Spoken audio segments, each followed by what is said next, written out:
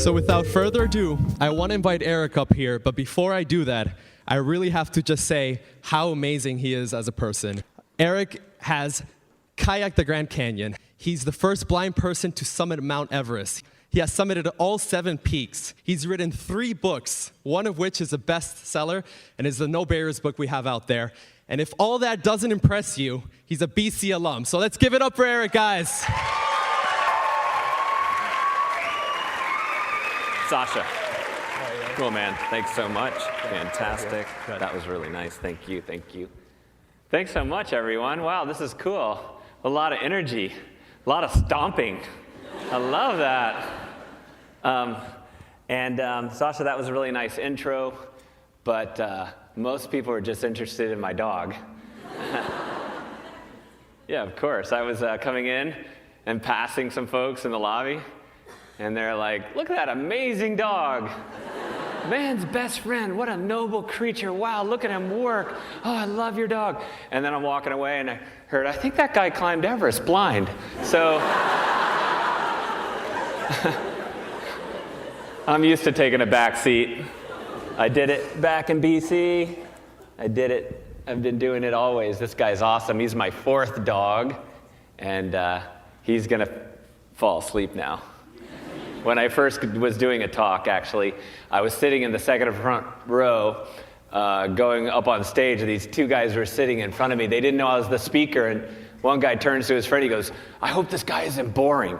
And his friend whispers back, well, if he is, you know he's blind. We can just walk out. He won't know the difference. So since then, I trained the dog to attack anyone who makes any sudden movements towards the door. Feel free to use the bathroom. You can outrun him. No, he's not. He's a lover. He'll be asleep in a second, as I said. So yeah, I'm a graduate of BC. This is my alma mater. It's so exciting to be back here. Gosh, I love it. I mean, first of all, I should say that, I didn't even hardly recognize some of the campus because there's been so much change in the last 25 years. I used to run tours to all the prospective students, but now I'm there's so much new stuff, and the infrastructure has strengthened BC for sure. But what I'm most impressed by is that when I was here, I thought it was a very strong community. That's one of the things that drew me to this college. But now, 25 years later, the community is even stronger. And right here, just all of you together, connecting in this way is a wonderful testament to the strength of your community. So thanks for letting me be a part of it. I've kept a couple things from my BC experience. This scar here, I was coming home from a party, and I was running full blast across the Dust Bowl, and my dog didn't look up, and there was a sign, and I blasted into that thing. I flew back on my back. I was blood pouring down my face. I know we're here to talk about faith. I certainly didn't find it at 2 a.m. running across the Dust Bowl. But it was a great testament to the medical facilities here. They patched me right up and got me right back to class. So, but thank you for having me back. And so speaking of blind climbing, I might as well start there because in 2001, some of you know that I had the privilege of climbing Mount Everest, and that was so exciting, but it's hard too because you're climbing up what's through the Khumbu Icefall. The Khumbu Icefall, it's about 3,000 feet of jumbled up boulders of ice of every size imaginable, from skyscrapers down to baseballs, collapsing, exploding down the mountain like a river of ice. It doesn't meet Americans with Disability Act standards. And then climbing through that, and then the ladders, 4 or 5 ladders lashed together with Sherpa, Kmart boat twine. You got to get across these things quickly and safely. Yeah, getting to that first ladder, I wanted to crawl, but the Sherpas will count you out if you crawl. So you got to walk boldly across these ladders. In fact, they're really deep too. The Sherpas say that if you fall into one of these crevasses, you wind up in Boston College. So They're really deep, and Chris Morris, one of my team members, said, you think you have it so hard, but us sighted people, we get to look down through the rungs. So maybe you have it easy. And then climbing up through that ice fall 10 times, and up the Lhotse face, and up the Geneva Spur, across the knife edge. Well, there's a 12,000-foot drop on that side. There's a 9,000-foot drop on that side. It doesn't really matter which side you fall off of. Just climbing, keeping your mind still, climbing the Hillary step near the top, taking 6 breaths between each step. 6 breaths. Reach the summit. You're standing on an island like the size of a single-car garage in the sky. You can't believe you're there. Your brain has not caught up to your body. And then you come down. The real work happens as you come down. I'm coming down the mountain. I was really exhausted. Your legs are like stretched like a rubber band that's been stretched too many times. There's windburn on top of sunburn on your face. You're breathing so hard that your tongue is hanging out of your mouth, and the sun reflects off the snow and bounces up in your tongue, and it burns your tongue. And so you have sunburn on your tongue. It's swollen up, and you can't talk. And I got down through the ice fall that last time, and I knew I was safe. I knew I was going to live. I was so happy, celebrating. PV, our team leader, this amazing leader, he brought us all together, and he said, congratulations, your lives are about to change in lots of ways. And then he pulled me aside, and I thought he was going to have me sign his T-shirt or something. And he said, Erik, he said, do me a favor. Don't let this mountain, don't let Everest be the greatest thing you ever do. And I thought, PV, that's really bad timing. Most people are just dreaming about food and about the comforts of home. I was dreaming of a nice, smooth sidewalk. Just give me a sidewalk that I can walk down and it won't kill me. And so I thought about what PV was saying. What was he saying? Just keep doing harder and harder things, riskier and riskier things. Keep trying to top yourself, take a cooler Facebook picture. I didn't know what he meant. And so I just went on this sort of storm of energy moving me forward, lots of celebration. Where do you go after you climb Everest? Got to climb the Matterhorn with Mickey and Goofy, and tried some new sports. You gotta keep your mind open to some new sports. Are you looking at what I'm not looking at back there? Are we having some technical difficulties? Oh yeah. So the new sport. Next picture. Yeah. Oh, all right. Well, anyway, that one didn't show up, but it's me riding an ostrich. I'm not sure why. But some of those sports didn't work out. But I had started a fledgling organization at that time called No Barriers, and we were just testing out some ideas, and we were going. I'd taken a team of disabled kids down the Grand Canyon. We were rafting in big 30-foot rafts, and I was so intrigued. So I had climbed lots of mountains. I had climbed the 7 summits, the tallest mountain in every continent, but I was really intrigued by rivers. By this incredible canyon of the Grand Canyon, incredible natural beauty, whether you can see it or not. You can hear the echo of the walls above you, the vibration of sound off those walls, and the river being the gauntlet to some of the most incredible whitewater in the world. And then the energy of rivers, though, was really fascinating to me. And I wanted to understand if I could ever flourish in that kind of environment that was so incredibly different from a mountain. And I thought if I was going to experience that, I'd wanted to do it close up. Not in a big, giant raft, but down right against the water at the surface in a kayak. And so that began a 6-year journey to begin to learn to whitewater kayak. And so at 40 years old, I found myself on the banks of the Colorado River thinking, I climbed Everest. Why am I so scared? I am so scared. I'm just listening to the roar of the river below me, and I just feel overwhelmed.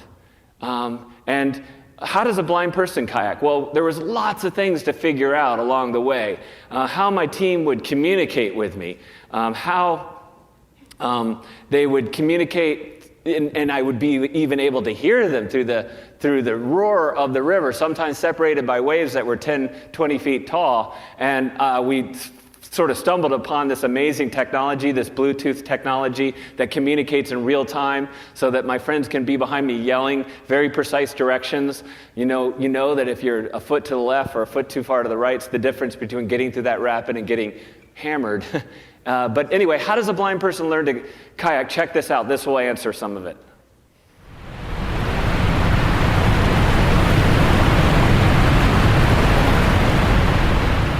You can hear this really deep roar.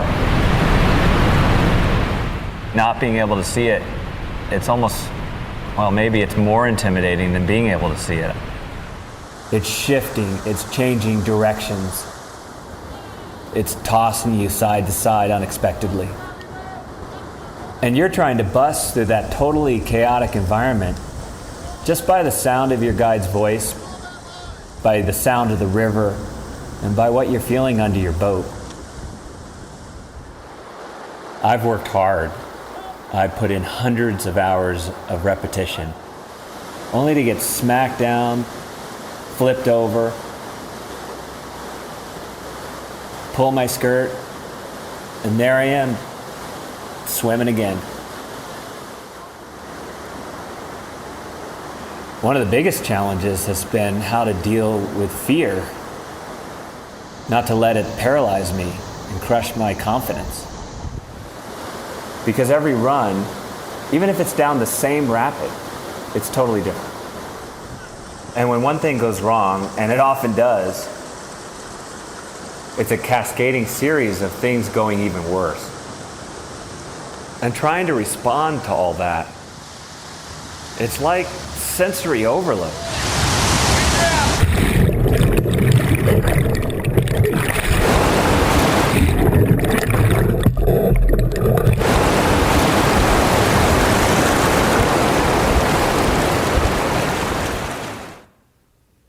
There were days that I'd get off the river, after that, that thousands of hours of training of sort of flailing and bleeding, slamming into rocks, pulling the skirt of my kayak and swimming through these rapids. I'd get out of the river and I'd be sitting on the banks and I'd say, okay, I got to keep it positive. What did I learn today? I learned why there aren't that many blind kayakers in the world. But I had that purpose of hopefully having this audacious goal to kayak the Grand Canyon. As the inspirational blind guy, I guess, maybe I'm not supposed to say this, but I sort of hate when people tell me anything is possible. Because I think, have you kayaked blind lately? There's a lot of challenges. Forget mountains and rivers. Think about all the barriers in your lives. Just waking up and getting to class and on the sports field, in the classroom, all the challenge of trying to balance your life, of trying to find purpose, trying to push against these big forces that want to knock you flat on your back as you try to live a life that matters. I wrote, my second book was this book I teamed up with. It was called The Adversity Advantage. I teamed up with the scientist, Dr. Paul Stoltz, and we studied people and teams around the world, and we came away understanding that people, simply put, they fall into three categories. They're either quitters, campers, or climbers. Now, quitters, we won't talk about them tonight, but campers are a fascinating group because, they make up so much of the world. They're those of us who start out climbing. We start out with hope and optimism and excitement, and then somewhere along the way we stop. Maybe we get really scared and something happens to us that scares us, and we say, I never want to feel that kind of terror, that kind of sense of powerlessness again. Or maybe we make a mistake and it affects so many people. We say, I don't want to feel that again. Or maybe we just as we get older, we start feeling like a little more cynical, like that cynicism pours down around our brain like prison bars. Or we wake up and the world's changed and we just don't know how to attack it. Or, plodding away and these barriers keep getting in our way like brick walls and they wear us down and they shove us to the sidelines. And now we're in a place we didn't want to be. We're not the best version of ourselves. And we're starting to camp. And climbers are a rare group. They're those of us, they're those people who figure out a way to continue to grow and evolve and explore and challenge themselves every day of their lives until the day they die. And I think there are a lot of climbers out here. So the question, I think, is how do we climb? How do we continue to climb when it is so much easier? It makes so much more sense to camp. Well, I personally know what it's like to be a camper because when I was in middle school, I got derailed. It was about a week before my freshman in high school. I went blind from this incredibly rare eye disease. And I remember being led into school for the first time as a newly blinded person, being led to the bathroom, being led to class, being led into the cafeteria, sitting at a table by myself and looking at my life through a rear view mirror into the past, all the things I'd lost, the things, the people I'd never see, the faces, those beautiful visual things that I'd never see again. But more importantly than that, I listened to all the food fights and all the excitement and laughter and joy around me. The biggest fear wasn't going blind. The biggest fear was that I would be swept to the sidelines and I would be forgotten. I'd be left in that dark place and forgotten. It was terrifying. A life lived for nothing. And I could still see just a little bit out of my right eye. And one of the things I could still do was to watch TV. But I had to get really close to the screen, press my nose right up against the TV. And one night, I was watching this show. They were focusing on this guy. His name was Terry Fox. Now, Terry was a Canadian. And he had lost a leg to cancer. And he was still in the hospital when he decided that he was going to run across Canada. Now, I can tell you, that is not the normal, intuitive decision a person in his situation was supposed to make. This is a marathon a day. This is thousands of miles. Most people, you learn to curl up and shrink and protect the little bit you have left. But nobody had taught Terry that because somehow he knew that between the things that happen to you and the ways that you are supposed to react, there's a space. And in that space, there's a choice. It's never an easy choice, but it's still a choice. And he chose to attack. And so he was in the hospital, and he was watching kids die of cancer, much younger than him. And instead of allowing that tragedy to crush him, he gathered it up and he converted it into something else, something bigger, a kind of darkness into vision.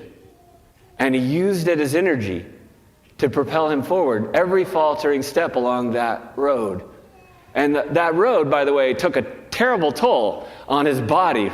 The shell that we were in, the blisters all over his stumps, the look on his face, an absolute contradiction, full of exhaustion, yet at the same time, full of exaltation. And I thought to myself, there's something inside all of us, and Terry especially. The only way I could describe it at the time was a light that seemed to be able to feed on that frustration, to use those things as fuel. The greater the challenge, the brighter that light kept burning. And I realized that I had been focusing on all the things I had lost out there. I was reeling and reacting and blaming and attacking, but I needed to turn inward to that light.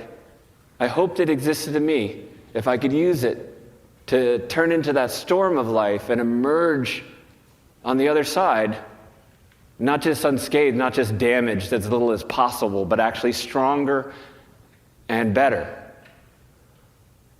And so it was a few months after that, I got this letter in Braille. It was a group. They were taking blind kids rock climbing just north of here, North Conway, New Hampshire.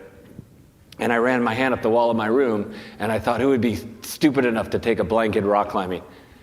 So I signed up. I was tired of building walls around myself and protecting myself. I wanted to tear down those walls. I wanted to sort of let that light expose it to the world. And I learned that through trial and error, I could rock climb. I could do a pull-up up the rock face, and I could scan my other hand across the face. And just before I would lose strength in my forearms and fingers, and I had to fall, I'd find enough to dig into a little crack or a pocket to keep me stuck so I could do another pull-up. I left a lot of blood and skin on the rock. But I got to the top, and it was so exhilarating. It was so vibrant. It was almost painful. It was like a rebirth. I got to say, though, as beautiful as it was, as vibrant as it was also scary. And there's really one thing that hasn't changed much since that very first time I went rock climbing about 30 years ago. And that's the reach. You know, I think in a way, whether you're blind or not, we're all reaching, right? We're all reaching towards something. We're all reaching towards amazing things, amazing pursuits. We're all reaching for something bigger than ourselves, some kind of purpose in our lives. We're reaching for these things. And I think what holds us back is the fear of flopping on our face, of falling, of making a mistake that affects so many people, the fear that we're not as good as we wanted to be, the fear that we've climbed as high as we can go, there's nowhere else to go but down. These fears, they conspire against us and they paralyze us.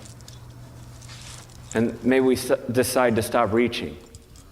When I think there is a big difference between many people and those who embrace that reach, they understand. It's an ongoing, never-ending process, reaching out into the darkness towards immense possibilities. Immense possibilities. They're always unseen, yet they are sensed. While so many others allow that darkness to paralyze them. I reached out that day. I know you reach out every day. And it has led and will continue to lead towards great adventures. This is the 3,000-foot face of El Capitan and beautiful ice climbs around the world. I will say, though, that there is a challenge here. Because when we think about embracing this no barriers life, this kind of life that is about breaking through barriers, we will encounter some challenges along the way. And it's not like we're asking for those challenges, but they'll find us. You know, I'll tell you, if you want to sit on the couch and hang out, you're going to live an easier life than if you're trying to climb higher and higher and trying to pursue deep questions out there and within you. It'll be a much easier life. I think there is a connection between the extent of our reach and the amount of adversity we accept into our lives. The two go hand in hand. There's just no way to separate it. And I think also in reverse, when you look at the barriers in your life, when you look at these big challenges, these ceilings all around us, we feel kind of helpless, we feel overwhelmed, but then we commit, like Terry, we commit to attacking those things. And it releases tremendous energy and potential within us that feeds ourselves. I don't think it's enough to solve problems or keep up with the pace of change. I think we gotta be really relentless and look at those ceilings, identify them, and turn into the storm. It takes a lot of courage, though, to turn into the storm, not to bury our heads in the sand.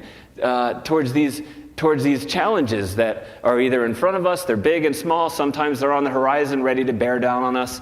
The best example I've ever seen of a person able to do this is a friend of mine. His name is Mark Wellman. When Mark was in his 20s, he was a brilliant climber. He was headed towards great things. And then he fell. He fell about 150 feet. He broke his back, game over. But he decided that he was going to learn to climb again. And he went out and he developed this system, this technology. Nobody had ever seen anything like it. His partner anchors the rope, and then Mark has this pull-up bar, and it locks onto the rope. He pulls himself up. He slides up the rope. He pushes the bar up. He pulls himself up. He slides up the rope. He only gets about 6 inches up with each pull-up. He climbed El Capitan, 3,000 feet of overhanging granite. They estimated he did over 7,000 pull-ups in 8 days. I call people like Mark alchemists. Alchemists. They can take the lead that life piles on top of them, and they will figure out a way to transform it into gold. And they don't just do the things that you hear so much about. They don't avoid adversity or challenge. They don't just deal with it. What they've figured out, I think, is pretty different. They've figured out how to seize hold of that storm of challenge that swirls around us, to harness its energy and use that energy to propel themselves forward to places that they may not have gone to in any other way. With an alchemist, you can throw them in this fierce, uncertain environment, strip away their resources, throw roadblocks in front of them, and they'll still find a way to win. Not despite adversity, because of it. I think if we want to win and grow and innovate and create these strong teams around us, the way we harness those challenges may be our greatest advantage. Well, Mark invited me climbing, and that was a really amazing invitation. I said 100% yes. He invited me to climb this big 1,000-foot tower near Moab, Utah. He said, I have a third climber with us who's coming out. His name's Hugh Herr. And Hugh has an amazing story of his own. Hugh's not out there, is he? No. Yeah. When Hugh was 17, he was a really amazing climber. And he was climbing Mount Washington in the winter. He got lost, and his legs froze. They had to be amputated. When Hugh woke up in the hospital, he said to me that he looked down at where his legs used to be, where they were supposed to be, where the sheets just dropped off into space, and he wailed. He had screwed up his life, screwed up the life of people around him. But he told me the greatest breakthrough of his life, one of the greatest breakthroughs, was when he looked down at where his legs were supposed to be, and instead of seeing loss, what he saw was a blank canvas. A blank canvas. And he was the painter. He could build in that space whatever his mind could conceive. And he wanted to climb. So he built these legs. They looked pretty wild. They're little legs with tiny little feet that he could use to wedge into cracks. No human foot could even stand up in those little seams. And he became a way better climber as an amputee in certain ways than he was when he had legs. In fact, he was ranked in the top 10 climbers in the country. They called him the first $6 million man. There is a climb near where I live in Colorado. Nobody could get to the top of this thing. And Hugh flashed it. He climbed it. And somebody said, Hugh, tell us your secret. He said, well, it wasn't that big a deal. I just, there was a hold out of people's reach, so I just made my legs a foot longer. That's what an alchemist does. And Hugh went back to school.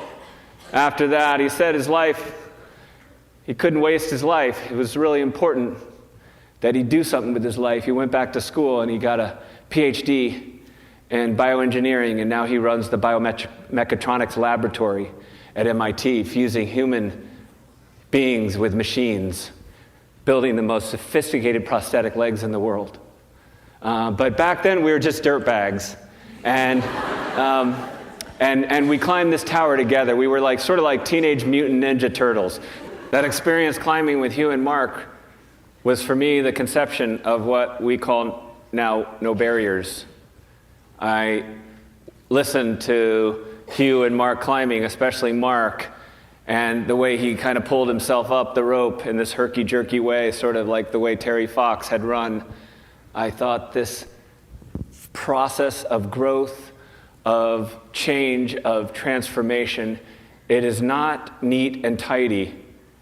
It's not like in the movies, like a nice sweeping arc upward with a nice crescendo at the top. Growth and change and transformation are like a volcano spewing lava. And I wanted to understand that process. I wanted to illuminate that murky process with all its grittiness, all its naked truth. And the second thing that didn't go past me was the fact that just like I had seen that light in Terry Fox years and years before, I felt that same light in Mark and Hugh, and I wondered how you could export it, how you could help others tap into it, to grow it and nurture it. And that light could easily be called the human spirit or the soul, something deep within us that we commit to growing and nurturing and using it to blaze into the world, to light our way forward towards our own purpose and our own fulfillment. And since then, No Barriers has grown. We've grown a lot into this movement. And we teamed up with Hugh and Mark to build this organization. It's predicated on this idea that what's within us is stronger than what's in our way. We bring together amazing people. They're engineers and scientists and technologists and spiritual leaders and philosophers and artists and musicians and athletes and humanitarians, all together to help people lead the way forward, to teach them new ideas and new mindsets and how to tap into that light. One of the people we brought in was my friend Amanda Boxtel. She had been in a wheelchair for 30 years, and at our last summit, she stood up on the stage using this amazing new exoskeleton technology. She walked across the stage, she walked down the stairs, she pointed at a group of wheelchair users in the front row, and she said, "Get ready to walk." That's No Barriers. Well, I started this on the Grand Canyon, and I want to resume it because in 2015, we were ready to go. I had gone through this process. I was ready. I'd built this amazing team around me. I had my friend Harlan Tanny. He had kayaked the Grand Canyon 100 times. He was half human, half dolphin. Amazing kayaker. But despite that amazing team I had around me, I was still consumed by fear. Consumed by fear. You know, I'd eat breakfast before a rapid, and I'd call it dry heaves and toast. I just was consumed by it, and sometimes when I thought about this journey ahead, all the things that I would encounter on the Grand Canyon, it filled me with dread and apprehension. And I wondered why I didn't sort of look at the river in a more optimistic way. And it came down, I think, after all the preparation, it came down to faith. It came down to this decision that we make in our lives. Is it a good journey? Is the river leading you down towards doom and destruction and loss? Or is it a good journey? Fundamentally, is it a good journey that's leading you to somewhere towards self-discovery? And so we were approaching a rapid called Upset. It's one of the biggies. One of the really big ones, and it had a giant hole in the middle. A hole is like a washing machine, and it was very much to be avoided. And I remember sitting there with Harlan, scouting that rapid, and just feeling such fear. I want to bring in a passage from my book that really talks about that experience. I don't read that well, so I would like to bring up Megan Hopkins, who is a theology major, grad student here at BC, and she's nice enough to come on up and read this passage from No Barriers. Could you come up, Megan? There you are. And I'll stand aside. That fear and anxiety only gets in the way, Harlan said, clouding your movements and reactions. Then, the next thing you know, you're surrounded by massive chaos, and it overwhelms you. Instead, I think of it as surrendering everything to the river and channeling your energy into perfect focus, just reacting and becoming a part of what the water is doing. As I retreated to my tent, I was conflicted. I kept mulling over what Harlan had said, and I couldn't figure out whether the river was an ominous demon or whether it was an entity I could trust, one that was inviting me forward. When did you fight the river with everything you had, and when could you trust it and ride the flow? It seemed like a paradox. When we reached Upset the next day, Harlan had everyone land and hop out to scout. Upset was already significant, but at this water level, he said it got even trickier and more dangerous. He pulled me aside and spoke in a clear, measured voice. Okay, it's pretty spicy, but there's a perfect line to snake it cleanly, although it'll feel pretty counterintuitive. The setup is everything. You enter left, and you keep pushing left into these lateral waves. They're actually crashing off of the left cliff wall. Your brain is telling you don't go over there, but you have to go left. That big hole Lonnie and Timmy were talking about is to your right, and it is violent. It's a place you don't want to be. You want to hit the lateral perfectly on the left, catch the current, and sneak by the big hole on your right. Bam, done. You got this, E. I nodded, but in reality, I just kept thinking about that violent hole that had subbed Timmy and where Lonnie had swam, the place where you didn't want to be. We got back in our boats.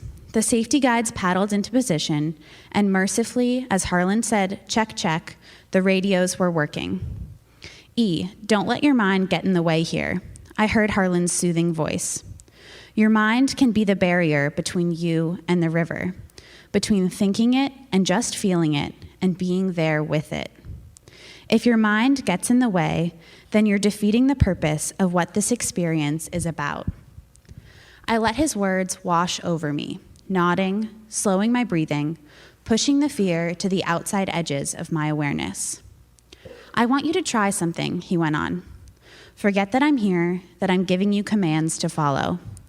Think of my voice as a line of communication to the water, as a conduit to the river. Allow yourself to feel the intricacies of the rapid. Envision the tongue like a runway as we drop in. Imagine the waves, the canyon light glimmering off them, foam and spray igniting in flashes of color and light. Feel the power of the big, green, beautiful waves. Try to truly be here, not fighting against it, not surviving it, but connected to this place. I'll be right behind you to share everything that we're doing. Okay, I said, listening hard to the deep rumble below and trying to feel the surface of the water through the bottom of my boat. I sat up, exhaled, and I tried to pull some of the river's energy into my lungs. Then we were paddling toward Upset. Be clear, calm, in the moment, he said.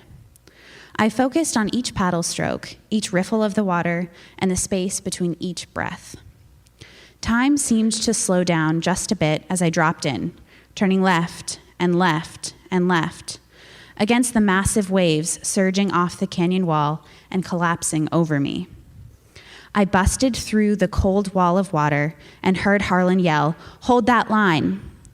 I felt myself riding on a narrow seam, just between a swirling upheaval to my left, like bombs exploding on a battlefield, and the bottomless hole churning to my right, like a guttural roar coming up from the depths of the river. I rode the chaos, water, spray, and air all merging together, and it didn't feel as threatening because I felt like I was a part of it. There was no kayaker, no boat, no paddle, just pure awareness, reacting without conscious thought. Then everything grew calm around me, and I knew the river had allowed me to pass through. That evening at Tuck Up Camp, the blazing sun finally passed behind the canyon rim, and the air grew soft and still. I sat on the sand, alone, at the river's edge, reflecting on my experience. It felt like 6 years of kayaking, culminating in one brief but perfect moment. And I wanted to remember, to bask in it for a little longer. Harlan had said the river was too big to fight against.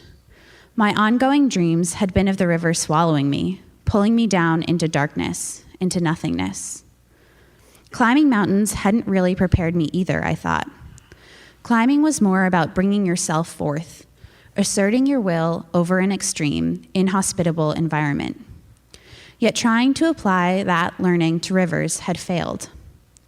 Perhaps the secrets of a river were not revealed by trying to exert the ego over it, but rather by letting go and allowing the river to consume you, all the way down to the core, by simply giving in to the unknowable. By surrendering, it allowed the river to erode everything and wash away the crust until there was nothing left but that inner light, the same one I had felt many years ago within Terry Fox. Unencumbered, that light was free to flow out and fuse with the landscape, with the energy of the unstoppable river. Maybe this was as close as we could ever get to understanding, just a brief mortal flash of that light connecting with something bigger, something mysterious and infinite. Thank you, Megan. Thank you. Awesome. Thank you. I appreciate that.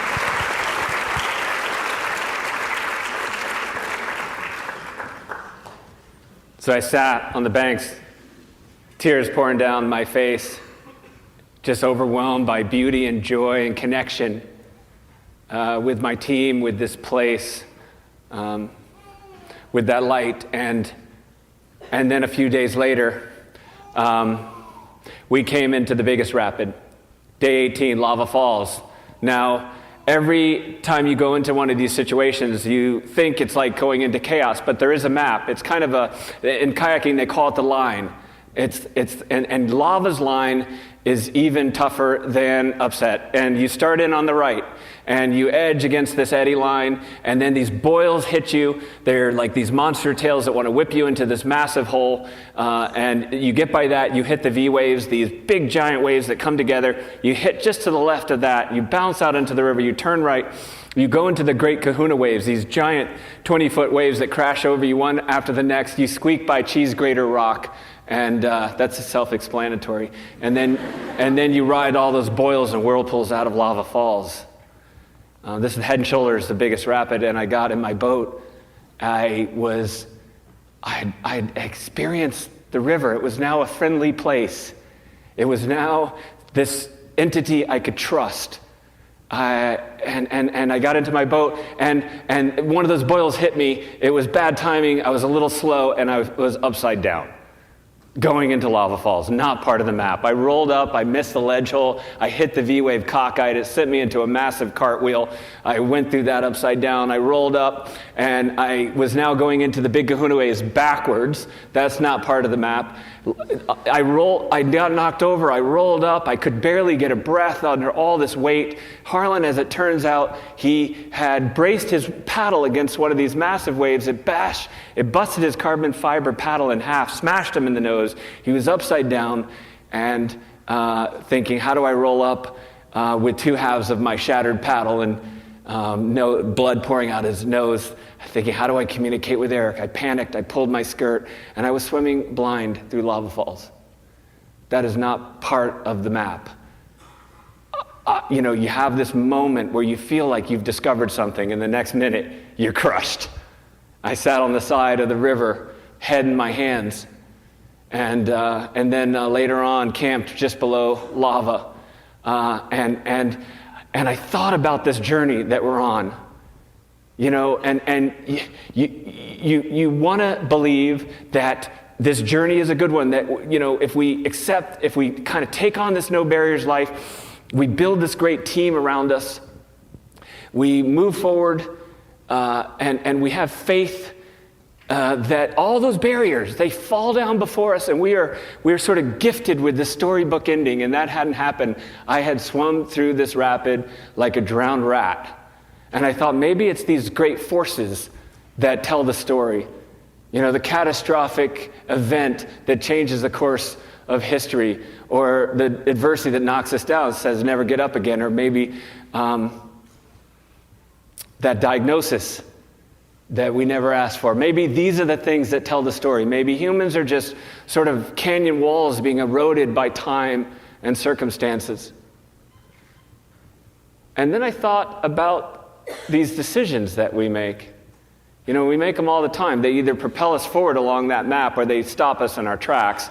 And then I thought about those people who I'd met along the way, like Hugh and Mark and Amanda, these people who had illuminated parts of the map that I wanted to navigate. And then I thought about Terry Fox again.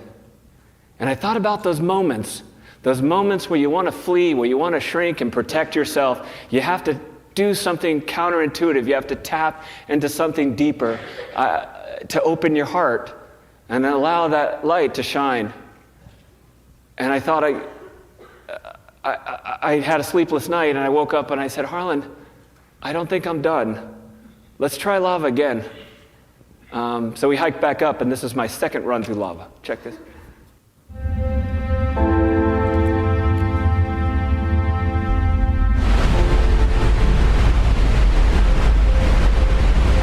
All right, take a nice deep breath, buddy. We're gonna have a good run.